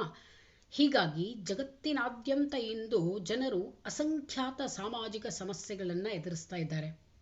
ಭಾರತವೂ ಕೂಡ ಹೊರತಾಗಿಲ್ಲ. ಭಾರತದಲ್ಲೂ ಅನೇಕ ಸಮಸ್ಯೆಗಳಿದೆ. ಭಾರತವನ್ನು ಸಮಸ್ಯೆಗಳ ಆಗರ ಅಂತ ಕರೀತಾರೆ. ಯಾಕೆ ಅಂದರೆ ಬೇರೆ ರಾಷ್ಟ್ರಗಳಿಗೆ ಹೋಲಿಸಿದರೆ ನಮ್ಮ ದೇಶದಲ್ಲಿ ಸಾಮಾಜಿಕ ಸಮಸ್ಯೆಗಳು ಸಂಖ್ಯೆಯಲ್ಲಿ ಹೆಚ್ಚಾಗಿವೆ. ವೈವಿಧ್ಯಮಯವಾದ ವೈಶಿಷ್ಟ್ಯಪೂರ್ಣವಾದ ಸಮಸ್ಯೆಗಳು ನಮ್ಮ ದೇಶದಲ್ಲಿದೆ. ಹೀಗಾಗಿಯೇ ಭಾರತವನ್ನು ಸಮಸ್ಯೆಗಳ ಆಗರ, ಸಮಸ್ಯೆಗಳ ಭಂಡಾರ ಅಂತ ಕರೀತಾರೆ. ಹಾಗಂಥೇಳಿ ಸಮಸ್ಯೆಗಳು ಇದೆ ಅಂತ ಕೂತ್ಕೊಳ್ಳಿಕ್ಕಾಗೋದಿಲ್ಲ. ಯಾಕೆ ಅಂದರೆ ಸಮಸ್ಯೆಗಳು ಹೆಚ್ಚಾಗಿರೋದ್ರಿಂದಲೇ ನಮ್ಮ ದೇಶದ ಅಭಿವೃದ್ಧಿ ಕುಂಠಿತವಾಗ್ತಾ ಇದೆ. ಹೀಗಾಗಿ ಈ ಸಮಸ್ಯೆಗಳ ಪರಿಹಾರಕ್ಕಾಗಿ ಸೂಕ್ತ ಕ್ರಮವನ್ನು ಜಾರಿಗೆ ತರೋದು ಅವಶ್ಯಕ. ಸಮಸ್ಯೆಗಳು ಹೆಚ್ಚಾದರೆ ದೇಶ ಅಭಿವೃದ್ಧಿ ಆಗೋದಿಲ್ಲ. ಎಲ್ಲಿಯವರೆಗೆ ಸಮಸ್ಯೆಗಳು ನಿವಾರಣೆ ಆಗೋದಿಲ್ವೋ, ನಿಯಂತ್ರಣೆ ಆಗೋದಿಲ್ವೋ, ಅಲ್ಲಿಯವರೆಗೆ ದೇಶ ಅಭಿವೃದ್ಧಿ ಆಗೋದಿಲ್ಲ. ಹಾಗಾಗಿ ಪರಿಹಾರ ಮಾರ್ಗಗಳನ್ನು ಕಂಡುಹಿಡಿಯಲೇಬೇಕು. ಈ ಪರಿಹಾರ ಮಾರ್ಗಗಳನ್ನು ಕಂಡುಹಿಡಿಬೇಕಾದರೆ ಅದರ ವೈಜ್ಞಾನಿಕ ಅಧ್ಯಯನ ಅತ್ಯಂತ ಅವಶ್ಯಕ. ಸಮಸ್ಯೆಯನ್ನು ವೈಜ್ಞಾನಿಕವಾಗಿ ನಾವು ಆಳವಾಗಿ ಅಧ್ಯಯನ ಮಾಡಿದಾಗ ಮಾತ್ರ ಆ ಸಮಸ್ಯೆಗೆ ಕಾರಣಗಳು ಗೊತ್ತಾಗುತ್ತೆ. ಕಾರಣಗಳು ಗೊತ್ತಾದರೆ ತಾನೇ ಅದಕ್ಕೆ ಪರಿಹಾರ ಮಾರ್ಗಗಳನ್ನು ಕಂಡುಹಿಡಿಯಲಿಕ್ಕೆ ಸಾಧ್ಯ ಆಗುತ್ತೆ. ಸಂಶೋಧಕರು ಸಮಸ್ಯೆಯ ಉಗಮಕ್ಕೆ ಕಾರಣ, ಅದರ ಪರಿಣಾಮ ಮತ್ತು ಪರಿಹಾರ ಮಾರ್ಗಗಳನ್ನು ಕಂಡುಹಿಡಿಯಲಿಕ್ಕೆ ಸಮೀಕ್ಷಾ ವಿಧಾನಗಳನ್ನು ಉಪಯೋಗಿಸ್ತಾರೆ. ಇದು ಎರಡನೆಯ ಉದ್ದೇಶ. ಇನ್ನು ಸಮೀಕ್ಷಾ ವಿಧಾನದ ಮೂರನೇ ಉದ್ದೇಶ ಏನು ಅಂದರೆ ಕಲ್ಯಾಣ ರಾಜ್ಯದ ಗುರಿ ಸಾಧನೆ, ವೆಲ್ಫೇರ್ ಸ್ಟೇಟ್ ಅಂತ ಹೇಳ್ತಾರೆ. ಸಾಮಾನ್ಯವಾಗಿ ಸಮಾಜದ ಎಲ್ಲ ಕ್ಷೇತ್ರಗಳಲ್ಲೂ ಅಭಿವೃದ್ಧಿಯನ್ನು ಸಾಧಿಸಿದಾಗ ಅದನ್ನು ಕಲ್ಯಾಣ ರಾಜ್ಯ, ವೆಲ್ಫೇರ್ ಸ್ಟೇಟ್ ಅಂತ ಕರೀತಾರೆ. ಈ ಕಲ್ಯಾಣ ರಾಜ್ಯದ ಗುರಿಯನ್ನು ತಲುಪಲಿಕ್ಕೆ ಸರ್ಕಾರ ಅನೇಕ ಯೋಜನೆ ಮತ್ತು ಧೋರಣೆಗಳನ್ನು ಹಾಕ್ಕೊಂಡಿರುತ್ತೆ, ಕಾರ್ಯಗತಗೊಳಿಸಬೇಕಾಗತ್ತೆ. ಅಂದರೆ ಕಲ್ಯಾಣ ರಾಜ್ಯದ ಸಾಧನೆ ಸುಲಭ ಅಲ್ಲ. ಎಲ್ಲ ಕ್ಷೇತ್ರಗಳಲ್ಲಿ ಅಭಿವೃದ್ಧಿ ತರಬೇಕು ಅಂದರೆ ಹಲವಾರು ಯೋಜನೆಗಳನ್ನು, ಹಲವಾರು ಕಾರ್ಯಕ್ರಮಗಳನ್ನು ಸರ್ಕಾರ ರೂಪಿಸಬೇಕಾಗತ್ತೆ. ಸಮಾಜ ಕಲ್ಯಾಣ ಕಾರ್ಯಕ್ರಮದಲ್ಲಿ ಸರ್ಕಾರ ಮಹಿಳೆಯರು, ಮಕ್ಕಳು, ಅಂಗವಿಕಲರು, ವೃದ್ಧರು, ವಿಧವೆಯರು, ಯುವಕರಿಗಾಗಿ ಅನೇಕ ಬಗೆಯ ಕಾರ್ಯಕ್ರಮಗಳನ್ನು ರೂಪಿಸುತ್ತೆ. ಇದಲ್ಲದೆ ಜನರಿಗೆ ಉದ್ಯೋಗಾವಕಾಶಗಳು, ವೈದ್ಯಕೀಯ ನೆರವು, ವೃತ್ತಿ ಶಿಕ್ಷಣ ಮತ್ತು ತರಬೇತಿ ಮೊದಲಾದ ಯೋಜನೆಗಳನ್ನು ಸರ್ಕಾರ ರೂಪಿಸಿರುತ್ತೆ. ಸರ್ಕಾರ ಇಂತಹ ಪ್ರಗತಿಪರ ಚಟುವಟಿಕೆಗಳನ್ನು ಕಾರ್ಯರೂಪದಲ್ಲಿ ತರಬೇಕಾದ್ರೆ ಸಂಶೋಧಕರ ಸಮೀಕ್ಷೆಗಳು ಅವಶ್ಯಕ. ಅಂದರೆ ಯೋಜನೆಗಳನ್ನು ಅನುಷ್ಠಾನಗೊಳಿಸುವಾಗ ಸರ್ಕಾರಕ್ಕೆ ಒಂದು ಮಾಹಿತಿ ಬೇಕು, ಎಲ್ಲಿ ಯಾವ ಸಮುದಾಯಕ್ಕೆ ಎಂತಹ ಯೋಜನೆಗಳನ್ನು ಮಾಡಬೇಕು ಅಂತ. ಇಂಥ ಮಾಹಿತಿಯನ್ನೆಲ್ಲ ಒದಗಿಸೋದು ಈ ಸಮೀಕ್ಷೆಗಳು. ಈ ಸಾಮಾಜಿಕ ಸಮೀಕ್ಷೆಯ ಮೂಲಕ ಸಮಸ್ಯೆಗಳಿಗೆ ಪರಿಹಾರ ಮಾರ್ಗಗಳನ್ನು ಕಂಡುಹಿಡಿಯುವುದರೊಂದಿಗೆ ಸಂಶೋಧಕರು ಸಮಾಜ ಕಲ್ಯಾಣವನ್ನು ಸಾಧಿಸಲಿಕ್ಕೆ ನೆರವಾಗ್ತಾರೆ. ಇದಲ್ಲದೆ ಯೋಜನೆಯ ವಿಫಲತೆಯ ಬಗ್ಗೆಯೂ ಅಧ್ಯಯನ ಮಾಡಿ ಅವುಗಳನ್ನು ಸರಿಪಡಿಸಿ ಪುನಃ ಜಾರಿಗೊಳಿಸಲು ಸಹ ಸಮೀಕ್ಷೆಗಳು ಸಹಾಯ ಮಾಡುತ್ತೆ. ಮೊದಲನೇದಾಗಿ ಯೋಜನೆಗಳನ್ನು ಜಾರಿಗೊಳಿಸುವಾಗ ಸಮುದಾಯದ ಬಗ್ಗೆ ಮಾಹಿತಿಯನ್ನು ಕೊಟ್ಟು ಸರ್ಕಾರಕ್ಕೆ ಸಹಾಯ ಮಾಡುತ್ತೆ ಸಮೀಕ್ಷೆಗಳು. ಇನ್ನೊಂದು ರೀತಿಯಲ್ಲಿ ಸಹಾಯ ಮಾಡುತ್ತೆ ಸಾಮಾಜಿಕ ಸಮೀಕ್ಷೆಗಳು. ಹೇಗೆ ಅಂತಂದರೆ ಈ ಸರ್ಕಾರ ಜಾರಿಗೊಳಿಸುವಂಥ ಎಲ್ಲ ಯೋಜನೆಗಳು ಸಫಲ ಆಗೋದಿಲ್ಲ. ಎಷ್ಟೋ ಸಲ ಯೋಜನೆಗಳು ವಿಫಲವಾಗುತ್ತೆ ಅಥವಾ ಜನ ಅವುಗಳನ್ನು ಸ್ವೀಕಾರ ಮಾಡೋದಿಲ್ಲ. ಸರ್ಕಾರ ಆವಾಗ ಸುಮ್ಮನೆ ಕೂತ್ಕೊಂಡು ಬಿಡುತ್ತಾ? ಇಲ್ಲ, ಯಾಕೆ ಯೋಜನೆಗಳು ವಿಫಲವಾಯಿತು, ಯಾಕೆ ಜನರು ಈ ಒಂದು ಯೋಜನೆಗಳನ್ನು ಸ್ವೀಕರಿಸಿಲ್ಲ ಅನ್ನೋದ್ರ ಬಗ್ಗೆ ಮತ್ತೊಂದು ಸಮೀಕ್ಷೆಯನ್ನು ಮಾಡಿಸುತ್ತೆ. ಅಲ್ಲಿ ಸಮೀಕ್ಷೆಗಳು ಪುನಃ ಸಹಾಯ ಮಾಡುತ್ತೆ.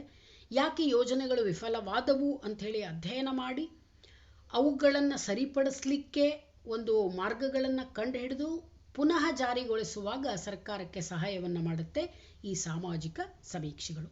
ಇದರ ಮೂಲಕ ಕಲ್ಯಾಣವನ್ನು ಸಾಧಿಸಿ ಕಲ್ಯಾಣ ರಾಜ್ಯದ ಗುರಿಯನ್ನು ಸಾಧಿಸಲಿಕ್ಕೆ ಸಮೀಕ್ಷೆಗಳು ಸಹಾಯ ಮಾಡುತ್ತೆ. ಇದು ಮೂರನೇದು. ಇನ್ನು ನಾಲ್ಕನೇದಾಗಿ ಸರ್ಕಾರದ ವಿವಿಧ ಯೋಜನೆಗಳಿಗೆ ಮಾರ್ಗದರ್ಶನವನ್ನು ನೀಡುತ್ತೆ ಸಮೀಕ್ಷೆಗಳು. ಸಾಮಾಜಿಕ ಸಮೀಕ್ಷೆಗಳನ್ನು ಸಮಾಜದ ವಿವಿಧ ಕ್ಷೇತ್ರಗಳಲ್ಲಿ ನಡೆಸಲಾಗುತ್ತೆ. ಎಲ್ಲ ಕ್ಷೇತ್ರಗಳಲ್ಲೂ ಸಮೀಕ್ಷೆಗಳು ನಡೆಯುತ್ತೆ. ಧಾರ್ಮಿಕ, ಆರ್ಥಿಕ, ರಾಜಕೀಯ, ಶೈಕ್ಷಣಿಕ, ಸಾಂಸ್ಕೃತಿಕ ಎಲ್ಲ ಕ್ಷೇತ್ರದಲ್ಲೂ ಸಮೀಕ್ಷೆಗಳು ನಡೆಯುತ್ತೆ. ಗ್ರಾಮೀಣ ಸಮುದಾಯ, ಆದಿವಾಸಿ ಸಮುದಾಯ, ಕೊಳಚೆ ಪ್ರದೇಶಗಳು ಮೊದಲಾದ ವಿವಿಧ ವಲಯಗಳ ಬಗ್ಗೆ ನಮಗೆ ವಸ್ತುನಿಷ್ಠ ಮಾಹಿತಿಯನ್ನು ಒದಗಿಸುವುದರ ಮೂಲಕ ಸರ್ಕಾರಕ್ಕೆ ವಿವಿಧ ಯೋಜನೆಗಳನ್ನು ಹಮ್ಮಿಕೊಳ್ಳಲಿಕ್ಕೆ ಸಮೀಕ್ಷೆಗಳು ಸಹಾಯ ಮಾಡುತ್ತೆ. ಅಂದರೆ ಗ್ರಾಮೀಣ ಸಮುದಾಯಗಳಲ್ಲಿ, ನಗರ ಸಮುದಾಯಗಳಲ್ಲಿ ಅಥವಾ ಕೊಳಚೆ ಪ್ರದೇಶಗಳಲ್ಲಿ ಏನಾದರೂ ಯೋಜನೆಗಳನ್ನು, ಕಾರ್ಯಕ್ರಮಗಳನ್ನು ರೂಪಿಸಬೇಕು ಅಂದರೆ ಅಲ್ಲಿಯ ಒಂದು ಮಾಹಿತಿಯನ್ನು, ವಸ್ತುನಿಷ್ಠ ಮಾಹಿತಿಯನ್ನು ಪಡ್ಕೊಳ್ಳಿಕ್ಕೆ ಸಮೀಕ್ಷೆ ಸಹಾಯವನ್ನು ಮಾಡುತ್ತೆ. ಸರ್ಕಾರ ಕೇವಲ ಯೋಜನೆಗಳನ್ನು ಪರಿಚಯಿಸಿದರೆ ಅಭಿವೃದ್ಧಿ ಸಾಧಿಸಲಿಕ್ಕಾಗೋದಿಲ್ಲ. ಆ ಯೋಜನೆಗಳ ಬಗ್ಗೆ ಜನರ ಪ್ರತಿಕ್ರಿಯೆ ಮತ್ತು ಮನೋಭಾವನೆಗಳನ್ನು ತಿಳಿದುಕೊಳ್ಳುವುದು ಕೂಡ ಅಷ್ಟೇ ಮುಖ್ಯ. ಆಗ ಮಾತ್ರ ಸಾಮಾಜಿಕ ಅಭಿವೃದ್ಧಿ ಸಾಧ್ಯವಾಗುತ್ತೆ. ಜನಸಾಮಾನ್ಯರ ಒಲವು ನಿಲುವುಗಳನ್ನು ತಿಳ್ಕೊಳ್ಳಿಕ್ಕೆ ಸಮೀಕ್ಷೆಗಳು ನೆರವಾಗುತ್ತೆ. ನೋಡಿ, ಪ್ರತಿ ಸಲ ಸರ್ಕಾರ ಹೊಸ ಯೋಜನೆಗಳನ್ನು ಜಾರಿಗೊಳಿಸಿದಾಗ ಅಲ್ಲಿ ಪರ ಮತ್ತು ವಿರೋಧದ ಚರ್ಚೆಗಳಾಗುತ್ತೆ. ಕೆಲವರು ಯೋಜನೆಗಳನ್ನು ಸ್ವೀಕಾರ ಮಾಡಿಬಿಡ್ತಾರೆ, ಇನ್ನು ಕೆಲವರು ಯೋಜನೆಗಳನ್ನು ಸ್ವೀಕರಿಸೋದಿಲ್ಲ. ಯಾಕೆ ಸ್ವೀಕರಿಸೋದಿಲ್ಲ? ತುಂಬ ಜನ ಅದನ್ನು ತಿರಸ್ಕರಿಸಿದರೆ ಪುನಃ ಸರ್ಕಾರ ಯೋಚನೆ ಮಾಡಬೇಕು, ಯಾಕೆ ಒಂದು ನಿರ್ದಿಷ್ಟ ಯೋಜನೆಯನ್ನು ಜನರು ಸ್ವೀಕಾರ ಮಾಡ್ತಾ ಇಲ್ಲ ಅಂತ. ಅದನ್ನು ತಿಳ್ಕೊಳ್ಳಿಕ್ಕೂ ಕೂಡ, ಅಂದರೆ ಜನರ ಒಲವು ನಿಲುವುಗಳನ್ನು, ಜನರ ಮನೋಭಾವನೆಗಳನ್ನು ತಿಳ್ಕೊಳ್ಳಿಕ್ಕೂ ಕೂಡ ಸಮೀಕ್ಷೆಗಳು ನೆರವಾಗುತ್ತೆ. ನಮ್ಮ ದೇಶದಲ್ಲಿ ಜಾರಿಯಲ್ಲಿರುವಂತಹ ಸಮುದಾಯ ಅಭಿವೃದ್ಧಿ ಯೋಜನೆ, CDP ಅಂತೀವಿ, ಕಮ್ಯುನಿಟಿ ಡೆವಲಪ್ಮೆಂಟ್ ಪ್ರೋಗ್ರಾಮ್, ಕುಟುಂಬ ಯೋಜನೆ, ಫ್ಯಾಮಿಲಿ ಪ್ಲಾನಿಂಗ್, ಕಡ್ಡಾಯ ಶಿಕ್ಷಣ ನೀತಿ, ಕಂಪಲ್ಸರಿ ಎಜುಕೇಷನ್, ಮಹಿಳಾ ಮೀಸಲಾತಿ, ವಿಮೆನ್ ರಿಸರ್ವೇಷನ್ ಮುಂತಾದ ಯೋಜನೆಗಳು ಇವತ್ತಿಗೂ ಸಂಪೂರ್ಣ ಯಶಸ್ಸನ್ನು ಪಡೆದಿಲ್ಲ. ಯಾಕೆ ಯಶಸ್ಸನ್ನು ಪಡೀಲಿಲ್ಲ? ಕಾರಣಗಳೇನು? ಈ ಯೋಜನೆಗಳ ಬಗ್ಗೆ ಜನರ ಪ್ರತಿಕ್ರಿಯೆ ಏನು? ಮೊದಲಾದ ಸಂಗತಿಗಳನ್ನು ಸಮೀಕ್ಷೆ ವಿಧಾನದಿಂದ ಸುಲಭವಾಗಿ ವಿಶ್ಲೇಷಣೆ ಮಾಡಬಹುದು ಅಂತ. ಸರ್ಕಾರ ಜಾರಿಗೊಳಿಸುವ ಹಲವಾರು ಯೋಜನೆಗಳನ್ನು ಜನರು ಬೇಗನೆ ಒಪ್ಕೊಳ್ಳೋದಿಲ್ಲ. ಯಾಕೆ ವಿಫಲವಾಗ್ತಾ ಇದೆ ಅನ್ನೋದರ ಬಗ್ಗೆ ಕೂಡ ಜನರ ಪ್ರತಿಕ್ರಿಯೆ, ಜನರ ಮನೋಭಾವನೆಗಳನ್ನು ತಿಳಿದುಕೊಳ್ಳುವಲ್ಲಿ ಸಮೀಕ್ಷೆಗಳು ನಮಗೆ ನೆರವಾಗುತ್ತವೆ. ನಂಬರ್ 5, ನಗರ ಯೋಜನೆಗಳ ಸಾಕಾರ. ಅಂದರೆ ಯೋಜನಾ ನಗರಗಳನ್ನು, ಯೋಜನಾಬದ್ಧವಾದ ಪ್ಲ್ಯಾನ್ಡ್ ಟೌನ್ ಪ್ಲಾನಿಂಗ್ ಅಂತ ಕರಿತೀವಿ, planned cities, towns and cities ಅಂತ ಕರಿತೀವಿ. ಯೋಜನಾಬದ್ಧವಾದ ನಗರಗಳ ನಿರ್ಮಾಣಕ್ಕೆ ಸಮೀಕ್ಷೆಗಳು ಸಹಾಯ ಮಾಡುತ್ತೆ. ನಗರಗಳಲ್ಲಿ ಯೋಜನೆಗಳನ್ನು ರೂಪಿಸಲಿಕ್ಕೆ ಸಮೀಕ್ಷೆಗಳು ಸಹಾಯ ಮಾಡುತ್ತೆ. ಇವತ್ತು ನಗರೀಕರಣದ ಪ್ರಭಾವದಿಂದಾಗಿ ನಮ್ಮ ದೇಶದಲ್ಲಿ ನಗರಗಳು ತೀವ್ರವಾಗಿ ಬೆಳೀತಾ ಇವೆ, ಸಂಖ್ಯೆಯಲ್ಲಿ ಹೆಚ್ಚಾಗ್ತಾ ಇವೆ. ಇದಲ್ಲದೇನೆ ನಗರೀಕರಣ ಮತ್ತು ಔದ್ಯೋಗೀಕರಣದಿಂದಾಗಿ ನಗರ ವಲಸೆ ಹೆಚ್ಚಾಗಿದೆ. ಗ್ರಾಮ ನಗರ ವಲಸೆ ಅಂದರೆ ಹಳ್ಳಿಗಳಿಂದ ನಗರಗಳಿಗೆ ಬರುವವರ ಜನಸಂಖ್ಯೆ ಹೆಚ್ಚಾಗಿದೆ, ವಲಸೆ ಬರುವವರ ಸಂಖ್ಯೆ ಹೆಚ್ಚಾಗಿದೆ. ಇದರಿಂದ ಏನಾಗ್ತಾ ಇದೆ? ತುಂಬ ಜನ ಹಳ್ಳಿಯಿಂದ ನಗರಗಳಿಗೆ ಬರ್ತಾ ಇರೋದ್ರಿಂದ ನಗರಗಳಲ್ಲಿ ಜನಸಂಖ್ಯೆ ಮತ್ತು ಜನದಟ್ಟಣೆ ಹೆಚ್ಚಾಗ್ತಾ ಇದೆ. Total population of the cities as well as density of the population of the cities, ನಗರಗಳ ಜನದಟ್ಟಣೆ ಮತ್ತು ಒಟ್ಟು ಜನಸಂಖ್ಯೆ ಜಾಸ್ತಿ ಆಗ್ತಾ ಇದೆ. ಈ ರೀತಿ ಜನರು ಕಂಟಿನ್ಯೂಸ್ ಆಗಿ, ನಿರಂತರವಾಗಿ ನಗರಗಳಿಗೆ ವಲಸೆ ಬಂದ ಜನರಿಗೆ ನಗರಗಳಲ್ಲಿ ಹಲವಾರು ಸಮಸ್ಯೆಗಳು ಬರುತ್ತೆ. ಏನೇನು ಸಮಸ್ಯೆ ಬರುತ್ತೆ ಅಂದರೆ, ಮೊದಲನೇದಾಗಿ ವಸತಿ ಸಮಸ್ಯೆ, ಪ್ರಾಬ್ಲಮ್ ಆಫ್ ಅಕೊಮೊಡೇಷನ್, ಆರೋಗ್ಯ ಮತ್ತು ನೈರ್ಮಲೀಕರಣದ ಸಮಸ್ಯೆ ಬರುತ್ತೆ, ಹೆಲ್ತ್ ಆ್ಯಂಡ್ ಹೈಜೀನ್. ಈ ಎಲ್ಲ ಸಮಸ್ಯೆಗಳನ್ನು ಎದುರಿಸಬೇಕಾಗತ್ತೆ. ಇಂದಿನ ನಗರಗಳು ಸಮಸ್ಯೆಗಳ ಆಗರಗಳಾಗಿವೆ ಅಂತ ಹೇಳ್ತಾರೆ ಸಮಾಜಶಾಸ್ತ್ರಜ್ಞರು. ಅಂದರೆ ಅಷ್ಟೊಂದು ಸಮಸ್ಯೆಗಳು ನಗರಗಳಲ್ಲಿ ಉಂಟು. ಹೀಗಾಗಿ ನಗರವಾಸಿಗಳಿಗೆ ಇವತ್ತು ನಗರಗಳು ನರಕಗಳಾಗಿ ಪರಿಣಮಿಸಿವೆ ಅಂತ ಸಮಾಜಶಾಸ್ತ್ರಜ್ಞರು ಅಭಿಪ್ರಾಯ ಪಡ್ತಾರೆ. ತುಂಬ ಸಮಸ್ಯೆಗಳು ಇದೆ. ನಗರಗಳಲ್ಲಿ ವಸತಿ ಸಮಸ್ಯೆ ಇರೋದ್ರಿಂದ ಜನ ಕೊಳಚೆ ಪ್ರದೇಶಗಳಲ್ಲಿ, ಸ್ಲಮ್ಸ್ ಅಂತ ಕರಿತೇವೆ, ಕೊಳಚೆ ಪ್ರದೇಶಗಳಲ್ಲಿ ಮತ್ತು ಸಾರ್ವಜನಿಕ ಸ್ಥಳಗಳಲ್ಲಿ, ಪಬ್ಲಿಕ್ ಪ್ಲೇಸಸ್ನಲ್ಲಿ ವಾಸ ಮಾಡ್ತಾ ಇದ್ದಾರೆ. ನಿರುದ್ಯೋಗ, ಅರೆ ನಿರುದ್ಯೋಗ, ಭಿಕ್ಷಾಟನೆ, ವೇಶ್ಯಾವಾಟಿಕೆ, ಕಾಳಸಂತೆಕೋರತನ ಮೊದಲಾದ ಅಪರಾಧಗಳಲ್ಲಿ ಜನ ಇವತ್ತು ತೊಡಗ್ತಾ ಇದ್ದಾರೆ.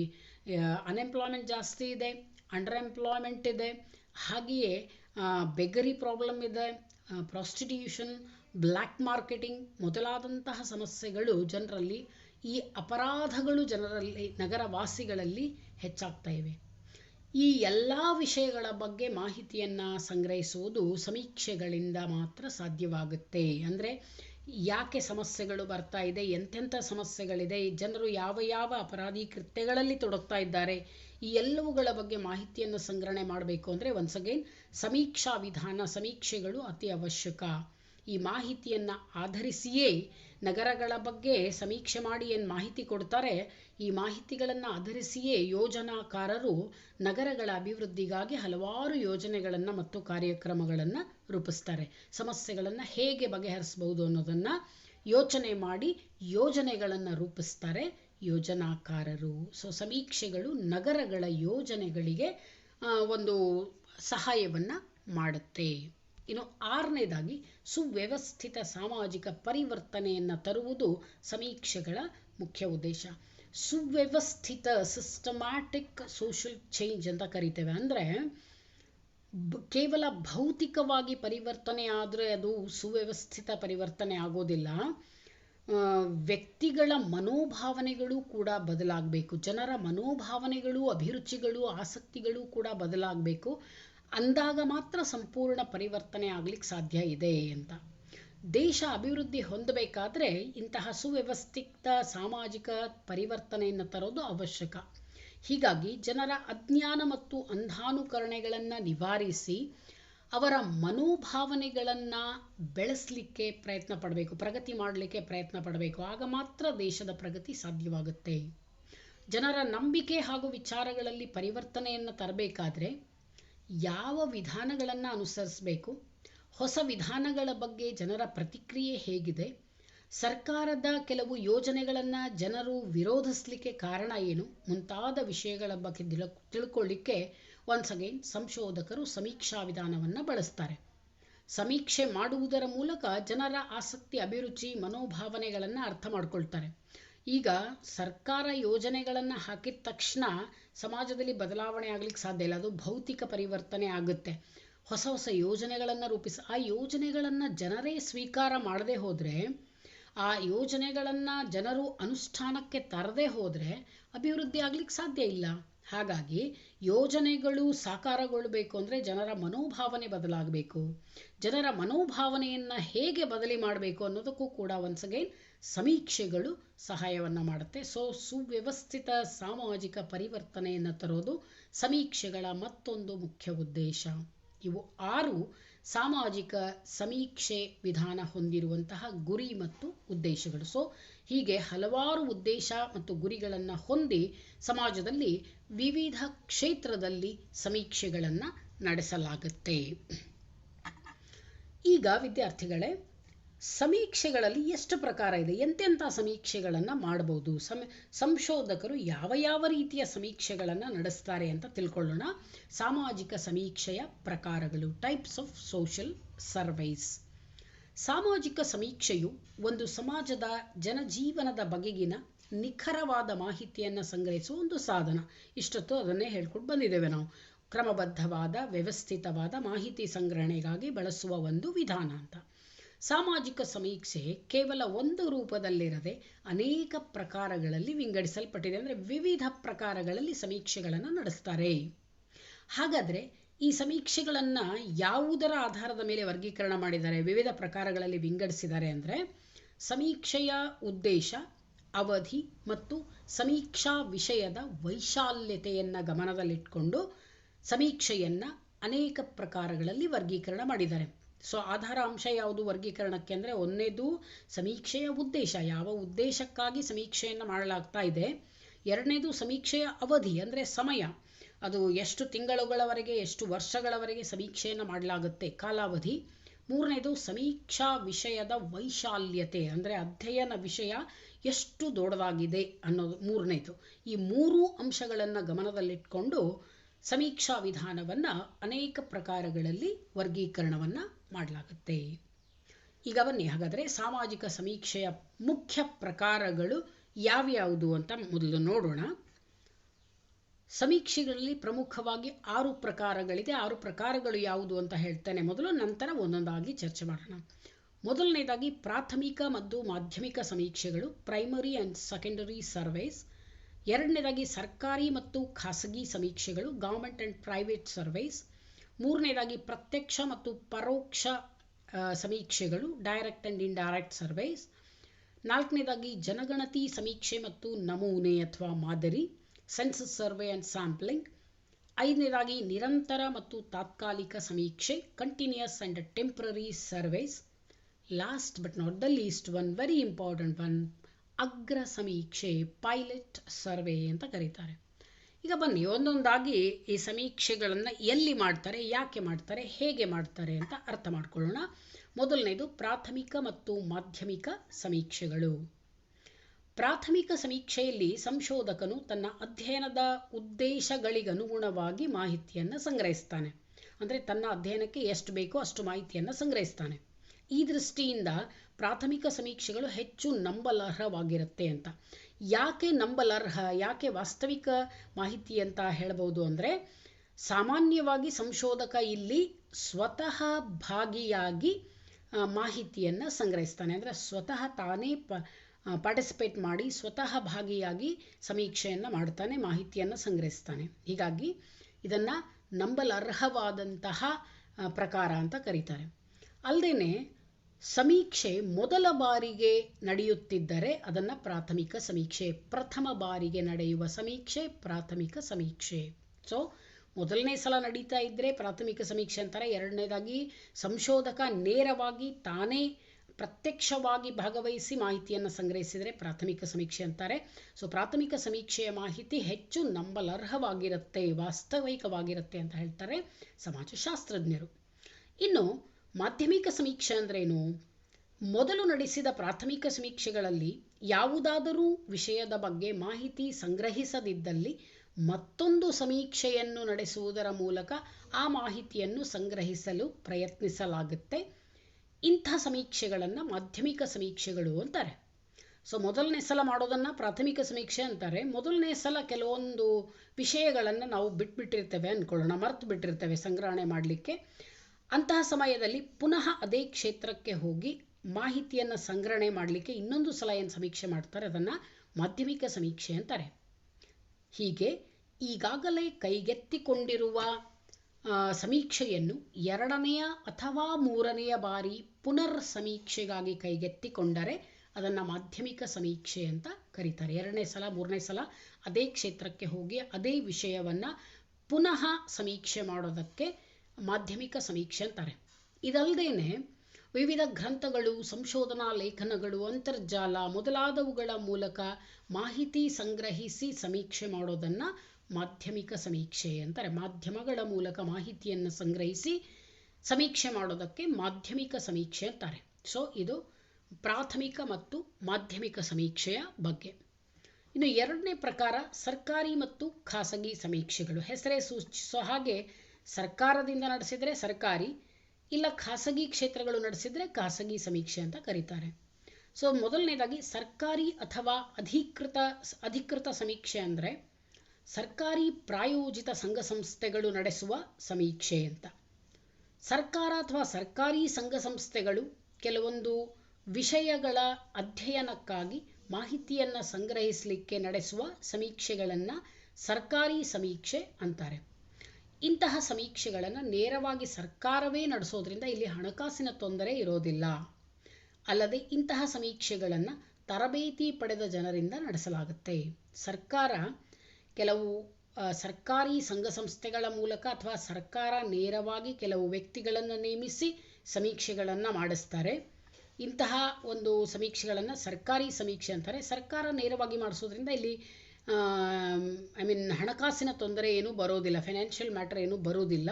ಜೊತೆಗೆ ಸಮೀಕ್ಷೆ ನಡೆಸೋಕ್ಕಿಂತ ಮೊದಲು ಜನರಿಗೆ ತರಬೇತಿಯನ್ನು ನೀಡಿ ನಂತರ ಸಮೀಕ್ಷೆಯನ್ನು ನಡೆಸ್ತಾರೆ. ಇದು ಸರ್ಕಾರಿ ಸಮೀಕ್ಷೆ ಅಂದರೆ ಏನು ಅಂತ. ಇನ್ನು ಎರಡನೇದಾಗಿ ಖಾಸಗಿ ಸಮೀಕ್ಷೆಗಳು ಅಂದರೆ ಖಾಸಗಿ ಸಂಘ ಸಂಸ್ಥೆಗಳೂ ಸಹ ಸಮೀಕ್ಷೆಗಳನ್ನು ನಡೆಸಬಹುದಾಗಿದೆ. NGOs ಅಂತ ಹೇಳ್ತೀವಿ, ನಾನ್ ಗವರ್ಮೆಂಟ್ ಆರ್ಗನೈಸೇಷನ್ಸ್ ಅಂತ. ಹೀಗಾಗಿ ಸ್ಥಳೀಯ ಸಂಸ್ಥೆಗಳು, ಮಂಡಳಿಗಳು, ವಿಶ್ವವಿದ್ಯಾಲಯಗಳು ಹಾಗೂ ಸರ್ಕಾರದಿಂದ ಮನ್ನಣೆ ಪಡೆದ ಸಂಘಟನೆಗಳು ನಡೆಸುವ ಸಮೀಕ್ಷೆಗಳನ್ನು ಖಾಸಗಿ ಅಥವಾ ಅರೆ ಸರ್ಕಾರಿ ಸಮೀಕ್ಷೆಗಳು ಅಂತಾರೆ, ಸೆಮಿ ಗವರ್ಮೆಂಟ್ ಸರ್ವೇಸ್ ಅಂತ ಕರೀತಾರೆ. ಇವುಗಳು ಉತ್ತಮ, ವಸ್ತುನಿಷ್ಠ ಮತ್ತು ನಂಬಲರ್ಹವಾದ ಫಲಿತಾಂಶಗಳನ್ನು ನೀಡ್ತವೆ. ಇಂತಹ ಸಮೀಕ್ಷೆಗಳು ಪೂರ್ಣಗೊಂಡ ನಂತರ ಅವುಗಳ ಫಲಿತಾಂಶವನ್ನು ಸಾರ್ವಜನಿಕರಿಗೆ ಉಪಯೋಗವಾಗಲೆಂದು ಪ್ರಕಟಿಸಲಾಗುತ್ತೆ. ಸೊ ಕೆಲವೊಂದು ಖಾಸಗಿ ಸಂಸ್ಥೆಗಳು ಕೂಡ ಕೆಲವೊಂದು ಮಾಹಿತಿಯನ್ನು ಸಂಗ್ರಹಿಸಲಿಕ್ಕೆ ಸಮೀಕ್ಷೆಗಳನ್ನು ಮಾಡ್ತಾರೆ. ಇನ್ನು ಮೂರನೇದಾಗಿ ಪ್ರತ್ಯಕ್ಷ ಮತ್ತು ಪರೋಕ್ಷ ಸಮೀಕ್ಷೆಗಳು, ಡೈರೆಕ್ಟ್ ಆ್ಯಂಡ್ ಇಂಡೈರೆಕ್ಟ್ ಸರ್ವೇಸ್ ಅಂತ. ಕೆಲವೊಂದು ಸಮೀಕ್ಷೆಗಳಲ್ಲಿ ಅಂಕಿ ಅಂಶಗಳ ಆಧಾರದ ಮೇಲೆ ಮಾಹಿತಿಯನ್ನು ಸಂಗ್ರಹಿಸ್ತಾರೆ. ಸ್ಟಾಟಿಸ್ಟಿಕಲ್ ಮೆಥಡ್ ಅಂತ ಹೇಳ್ತೇವೆ. ಸಂಖ್ಯಾಶಾಸ್ತ್ರ ವಿಧಾನದ ಮೂಲಕ ಮಾಹಿತಿಯನ್ನು ಸಂಗ್ರಹಿಸ್ತಾರೆ. ಅಂದರೆ ಅಧ್ಯಯನದ ವಿಷಯದ ಬಗ್ಗೆ ಪರಿಮಾಣಾತ್ಮಕವಾಗಿ ಮಾಹಿತಿಯನ್ನು ಸಂಗ್ರಹಿಸೋದು. ಪರಿಮಾಣಾತ್ಮಕ ಅಂದರೆ ಪ್ರಮಾಣದಲ್ಲಿ, ಕ್ವಾಂಟಿಟೇಟಿವ್ ಇನ್ಫಾರ್ಮೇಷನ್, ಕ್ವಾಂಟಿಟೇಟಿವ್ ಡಾಟಾ ಅಂತಲೂ ಕರೀತೇವೆ. ಸೊ ಪರಿಮಾಣಾತ್ಮಕ ಮಾಹಿತಿಯನ್ನು ಸಂಗ್ರಹಿಸಲಾಗುತ್ತೆ. ಇಂತಹ ಸಮೀಕ್ಷಾ ವಿಧಾನಕ್ಕೆ ಪ್ರತ್ಯಕ್ಷ ಸಮೀಕ್ಷೆ ಅಂತ ಕರೀತಾರೆ. ಹೀಗೆ ಸಂಖ್ಯಾತ್ಮಕವಾಗಿ ಮಾಹಿತಿ ಸಂಗ್ರಹಿಸಲು ನಡೆಸುವುದೇ ಪ್ರತ್ಯಕ್ಷ ಸಮೀಕ್ಷೆಯಾಗಿದೆ. ಹಾಗಾದರೆ ಪ್ರತ್ಯಕ್ಷ ಸಮೀಕ್ಷೆಗೆ ಉದಾಹರಣೆಗಳು ಯಾವುದು ಅಂದರೆ, ಈಗ ನೋಡಿ, 10 ವರ್ಷಕ್ಕೊಮ್ಮೆ ಭಾರತದಲ್ಲಿ ಜನಗಣತಿಯನ್ನು ಮಾಡಲಾಗತ್ತೆ.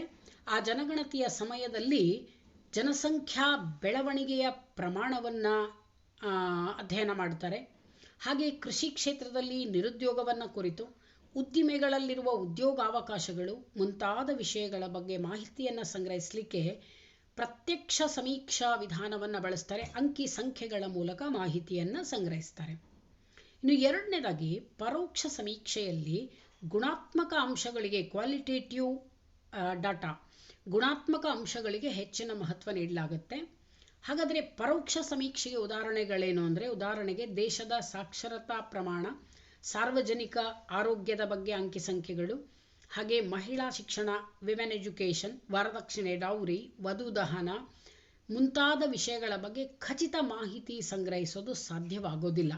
ಡೈರೆಕ್ಟಾಗಿ ಹೋಗಿ ಕ್ವೆಶನ್ಸ್ ಕೇಳಿದರೆ ಯಾರೂ ಕೂಡ ಇಂತಹ ವಿಷಯಗಳ ಬಗ್ಗೆ ನೇರವಾದ ಮಾಹಿತಿಯನ್ನು ಕೊಡೋದಿಲ್ಲ. ಹಾಗಾಗಿ ಇಂಥವುಗಳ ಬಗ್ಗೆ ಪರೋಕ್ಷ ಸಮೀಕ್ಷೆಗಳ ಮೂಲಕ ಮಾಹಿತಿಯನ್ನು ಸಂಗ್ರಹಿಸ್ತಾರೆ. ಇಂಡೈರೆಕ್ಟ್ ಆಗಿ ಮಾಹಿತಿಯನ್ನು ಸಂಗ್ರಹಿಸ್ತಾರೆ. ಇದಕ್ಕೆ ಪ್ರತ್ಯಕ್ಷ ಮತ್ತು ಪರೋಕ್ಷ ಸಮೀಕ್ಷೆಗಳು ಅಂತ ಕರೆಯಲಾಗುತ್ತೆ. ಇನ್ನು ನಾಲ್ಕನೇದಾಗಿ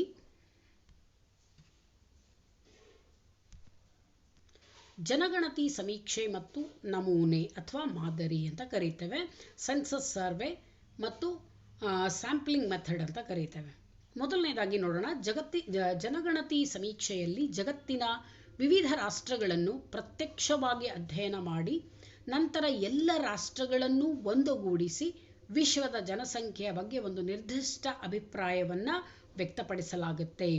ಉದಾಹರಣೆಗೆ, ಜನಸಂಖ್ಯೆಯಲ್ಲಿ ಭಾರತವು 2ನೇ ಸ್ಥಾನದಲ್ಲಿದೆ ಅಂತ ನಮಗೆ ತಿಳಿದು ಬಂದಿರೋದು ಇಂತಹ ಒಂದು ಜನಗಣತಿಯ ಸಮೀಕ್ಷೆಯಿಂದಾಗಿ. ಈಗ ನೋಡಿ, ಜಗತ್ತಿನಲ್ಲಿ ಭಾರತ ಜನಸಂಖ್ಯೆಯಲ್ಲಿ ಎಷ್ಟನೇ ಸ್ಥಾನದಲ್ಲಿದೆ ಅಂದರೆ 2ನೇ ಸ್ಥಾನದಲ್ಲಿ ಅಂತ ಎಲ್ಲರೂ ನಿಖರವಾಗಿ ಹೇಳ್ತಾರೆ.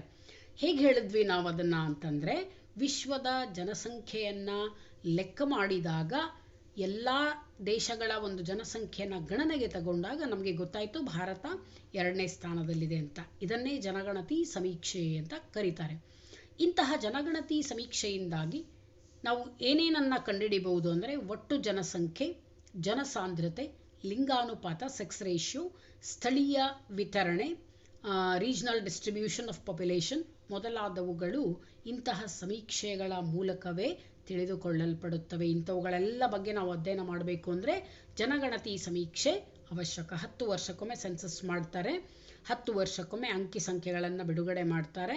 ಇವುಗಳನ್ನೆಲ್ಲ ತಿಳ್ಕೋಬೇಕು ಅಂದರೆ ಜನಗಣತಿ ಸರ್ವೆ ಏನಿದೆ, ಸಮೀಕ್ಷೆ ಏನಿದೆ, ಅತಿ ಮುಖ್ಯ.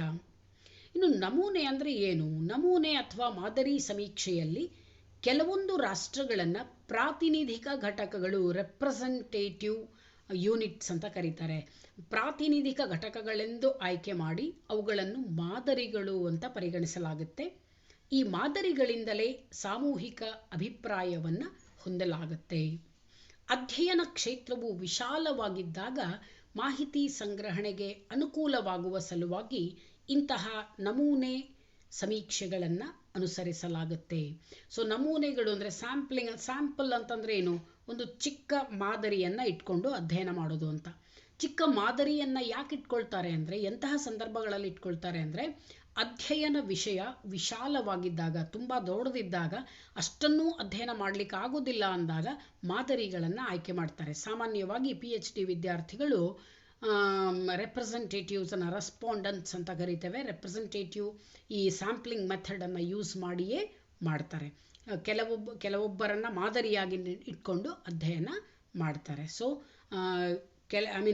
ಎಲ್ಲ ಅಧ್ಯಯನ ವಸ್ತುವನ್ನು ಅಧ್ಯಯನ ಮಾಡಲಿಕ್ಕೆ ಆಗೋದಿಲ್ಲ ಅನ್ನೋ ಸಂದರ್ಭದಲ್ಲಿ ಕೆಲವೊಂದು ವಿಷಯಗಳನ್ನು ಮಾದರಿಯಾಗಿಟ್ಕೊಂಡು ಅಧ್ಯಯನ ಮಾಡಿ ಅದನ್ನೇ ಸಂಪೂರ್ಣ ಮಾದರಿ ಅಥವಾ ಪೂರ್ತಿ ಅಧ್ಯಯನ ಅಂಥೇಳಿ ಸಾಮೂಹಿಕ ಅಭಿಪ್ರಾಯ ಅಂಥೇಳಿ ತಗೊಳ್ಳಾಗುತ್ತೆ. ಸೊ ಇದು ಜನಗಣತಿ ಮತ್ತು ನಮೂನೆಯ ಬಗ್ಗೆ. 5ನೇದಾಗಿ ನಿರಂತರ ಮತ್ತು ತಾತ್ಕಾಲಿಕ ಸಮೀಕ್ಷೆ, ಕಂಟಿನ್ಯೂಯಸ್ ಆ್ಯಂಡ್ ಟೆಂಪರರಿ ಸರ್ವೇಸ್. ಕ್ರಮಬದ್ಧವಾದ ರೀತಿಯಲ್ಲಿ ನಿಗದಿತ ಅವಧಿಯಲ್ಲಿ ಅಂದರೆ ನಿರ್ದಿಷ್ಟ ಕಾಲಾವಧಿಯಲ್ಲಿ ಮೇಲಿಂದ ಮೇಲೆ ನಡೆಸುವ ಸಮೀಕ್ಷೆಯೇ ನಿರಂತರ ಅಥವಾ ನಿಯಮಿತ ಸಮೀಕ್ಷೆಯಾಗಿದೆ. ನಿರಂತರ ಅಂದರೆ ಕಂಟಿನ್ಯೂಸ್ ಆಗಿ ನಿಗದಿತ ಅವಧಿಯಲ್ಲಿ, ಅಂದರೆ ಈಗ ನಾವು ಒಂದು ಕಾಲಾವಧಿಯನ್ನು ಫಿಕ್ಸ್ ಮಾಡ್ಕೊಂಡು ಅದು 1 ತಿಂಗಳನ್ನೋ 1 ವರ್ಷನೋ 6 ತಿಂಗಳನ್ನೋ ಫಿಕ್ಸ್ ಮಾಡಿಕೊಂಡು ಅಷ್ಟರಲ್ಲಿಯೇ ಮೇಲಿಂದ ಮೇಲೆ ನಿರಂತರವಾಗಿ ಸಮೀಕ್ಷೆಗಳನ್ನು ನಡೆಸಿದರೆ ಅವಕ್ಕೆ ನಿರಂತರ ಸಮೀಕ್ಷೆ ಅಂತಾರೆ. ಈಗಾಗಲೇ ಸಮೀಕ್ಷೆ ನಡೆಸಿದ ವಿಷಯದ ಬಗ್ಗೆ ಪುನಃ ಸಮೀಕ್ಷೆ ಮಾಡುವುದಕ್ಕೆ ನಿರಂತರ ಅಥವಾ ಪುನರಾವರ್ತಿತ ರಿಪೀಟೇಟಿವ್ ಅಂತಲೂ ಕರಿತೇವೆ. ಪುನರಾವರ್ತಿತ ಸಮೀಕ್ಷೆ ಅಂತ ಕರೀತಾರೆ. ಅಂದರೆ ಒಂದೇ ವಿಷಯದ ಬಗ್ಗೆ ಹಲವಾರು ಸಲ ನಿಗದಿತ ಕಾಲಾವಧಿಯಲ್ಲಿ ಸಮೀಕ್ಷೆ ಮಾಡೋದು. ಒಂದು ಸಮುದಾಯದಲ್ಲಿನ ಪರಿವರ್ತನೆ ಮತ್ತು ಬೆಳವಣಿಗೆಯನ್ನು ಅಧ್ಯಯನ ಮಾಡುವ ಸಂದರ್ಭದಲ್ಲಿ ಈ ರೀತಿಯ ಸಮೀಕ್ಷೆಗಳನ್ನು ನಡೆಸಲಾಗುತ್ತೆ. ಅಂದರೆ ಒಂದು ನಿರ್ದಿಷ್ಟ ಸಮುದಾಯವನ್ನು ತಗೊಂಡ್ರೆ ನಾವು ಅಲ್ಲಿ ಏನು ಬದಲಾವಣೆಗಳಾಗಿದೆ, ಯಾವ ರೀತಿ ಬೆಳವಣಿಗೆಗಳಾಗಿದೆ ಅನ್ನೋದನ್ನು ಅರ್ಥ ಮಾಡಿಕೊಳ್ಳಿಕ್ಕೆ ಇಂತಹ ಸಮೀಕ್ಷೆಗಳನ್ನು ಮೇಲಿಂದ ಮೇಲೆ ನಡೆಸಲಾಗುತ್ತೆ. ಯಾಕೆಂದರೆ ಒಂದೇ ಸಲಕ್ಕೆ ನಾವು ಸಮೀಕ್ಷೆ ಮಾಡಿಬಿಟ್ರೆ ಸಂಪೂರ್ಣ ಬದಲಾವಣೆಗಳನ್ನು ತಿಳ್ಕೊಳ್ಳಿಕ್ಕೆ ಆಗೋದಿಲ್ಲ. ಸೊ ಯಾವ ಕ್ಷೇತ್ರದಲ್ಲಿ ಬದಲಾವಣೆಯಾಗಿದೆ ಅನ್ನೋದನ್ನು ಸೂಕ್ಷ್ಮವಾಗಿ ಗಮನಿಸಿ ಕೂಲಂಕುಷವಾಗಿ ಅಧ್ಯಯನ ಮಾಡಬೇಕಾಗಿರೋದ್ರಿಂದ ನಿರಂತರ ಸಮೀಕ್ಷೆಗಳು ಬೇಕಾಗುತ್ತೆ. ಇನ್ನು ತಾತ್ಕಾಲಿಕ ಸಮೀಕ್ಷೆ ಅಂದರೆ ಹೆಸರೇ ಸೂಚಿಸುವ ಹಾಗೆ ತಾತ್ಕಾಲಿಕ, ಟೆಂಪರರಿ, ಒಂದು ಸಲ ಮಾತ್ರ ನಡೆಸುವಂತಹ ಸಮೀಕ್ಷೆಯಾಗಿದೆ. ಹೆಸರಿಗೆ ತಕ್ಕಂತೆ ಈ ಸಮೀಕ್ಷೆಗಳು ತಾತ್ಕಾಲಿಕವಾಗಿರುತ್ತವೆ. ಯಾವುದಾದರೊಂದು ನಿರ್ದಿಷ್ಟ ಉದ್ದೇಶ ಅಥವಾ ವಿಶಿಷ್ಟ ಉದ್ದೇಶಕ್ಕಾಗಿ ಒಂದೇ ಸಲ ನಡೆಸುವ ಸಮೀಕ್ಷೆಯನ್ನು ತಾತ್ಕಾಲಿಕ ಸಮೀಕ್ಷೆ ಅಂತಾರೆ. ಯಾವುದೋ ಒಂದು ಉದ್ದೇಶಕ್ಕಾಗಿ ಒಂದು ಸಲ ಮಾತ್ರ ಸಮೀಕ್ಷೆ ಮಾಡಿ ಫಲಿತಾಂಶವನ್ನು ಕೊಡೋದಕ್ಕೆ ತಾತ್ಕಾಲಿಕ ಸಮೀಕ್ಷೆ ಅಂತ ಕರೀತಾರೆ. ಇನ್ನು ವಿದ್ಯಾರ್ಥಿಗಳೇ, ಸಮೀಕ್ಷಾ ವಿಧಾನದಲ್ಲಿ ಕೊನೆಯದು ತುಂಬ ಮಹತ್ವವಾದದ್ದು ಅಂದರೆ ಅಗ್ರ ಸಮೀಕ್ಷೆ, ಪೈಲಟ್ ಸ್ಟಡಿ. ಸಾಮಾನ್ಯವಾಗಿ ಎಲ್ಲ ಸಂಶೋಧನಾ ವಿದ್ಯಾರ್ಥಿಗಳು ಇದನ್ನು ಮಾಡ್ತಾರೆ. ಈ ಪ್ರಕಾರದ ಸಮೀಕ್ಷೆಯನ್ನು ಮಾರ್ಗದರ್ಶಕ ಸಮೀಕ್ಷೆ ಅಂತಲೂ ಕೂಡ ಕರೀತಾರೆ. ಒಂದು ನಿರ್ದಿಷ್ಟ ವಿಷಯವನ್ನು ಅಧ್ಯಯನ ಮಾಡುವ ಸಲುವಾಗಿ ಕೈಗೊಳ್ಳುವ ಸಮೀಕ್ಷೆಯ ಎಲ್ಲ ಸಿದ್ಧತೆಗಳು ಮುಗಿದ ನಂತರ ಸಂಶೋಧಕನು ತಾನು ಮಾಡಿರುವ ಸಿದ್ಧತೆಗಳೆಲ್ಲವೂ ಸರಿಯಾಗಿದೆಯೋ ಇಲ್ವೋ ಅನ್ನೋದನ್ನು ಪರೀಕ್ಷೆ ಮಾಡುವ ಸಲುವಾಗಿ ಕೈಗೊಳ್ಳಲಾದ ಸಮೀಕ್ಷೆಯೇ ಅಗ್ರ ಸಮೀಕ್ಷೆ. ಇದನ್ನು ಸಂಶೋಧನಾ ವಿದ್ಯಾರ್ಥಿಗಳು ಬಳಸ್ತಾರೆ, PhD ವಿದ್ಯಾರ್ಥಿಗಳು ಅಂತ ಹೇಳಿದೆ. ಸಂಶೋಧನೆಗಾಗಿ ತಾವು ಸಮೀಕ್ಷೆಯನ್ನು ಕೈಗೊಳ್ತಾರೆ, ಕ್ವೆಶ್ಚನೇರ್ ಮಾಡಿರ್ತಾರೆ, ಇಂಟರ್ವ್ಯೂ ಮೆಥಡ್ ಯೂಸ್ ಮಾಡಿರ್ತಾರೆ, ಎಲ್ಲ ಮಾಹಿತಿಯನ್ನು ಸಂಗ್ರಹಣೆ ಮಾಡಿರ್ತಾರೆ, ಕ್ವೆಶ್ಚನೇರ್ ಕಂಪ್ಲೀಟ್ ರೆಡಿ ಮಾಡಿರ್ತಾರೆ. ಅದು ಸರಿ ಇದೆಯೋ ಇಲ್ವೋ, ತಾನು ಮಾಡಿದಂಥ ಪ್ರಶ್ನಾವಳಿ ಸರಿ ಇದೆಯೋ ಇಲ್ವೋ ಅಂತ ಪರೀಕ್ಷೆ ಮಾಡಲಿಕ್ಕಾಗಿ ಅವ್ರು ಏನು ಮಾಡ್ತಾರೆ ಅಂದರೆ, ಮೊದಲನೇದಾಗಿ ಯಾರಾದರೂ ಒಬ್ಬರನ್ನು ರೆಸ್ಪಾಂಡೆಂಟನ್ನು ಆಯ್ಕೆ ಮಾಡಿಕೊಂಡು ಅವರ ಜೊತೆಗೆ ಅದನ್ನು ಪರೀಕ್ಷೆ ಮಾಡಿ ನೋಡ್ತಾರೆ, ಪ್ರತಿಯೊಂದು ಪ್ರಶ್ನೆ ಸರಿಯಾಗಿದೆಯೋ ಇಲ್ವೋ. ಅಂದರೆ ಮಾಡಿರುವ ಸಿದ್ಧತೆಗಳು ಸರಿಯಾಗಿದೆಯೋ ಇಲ್ವೋ ಅಂಥೇಳಿ ಪರೀಕ್ಷೆ ನಡೆಸೋದಕ್ಕೆ ಅಗ್ರ ಸಮೀಕ್ಷೆ ಅಂತ ಕರೀತಾರೆ.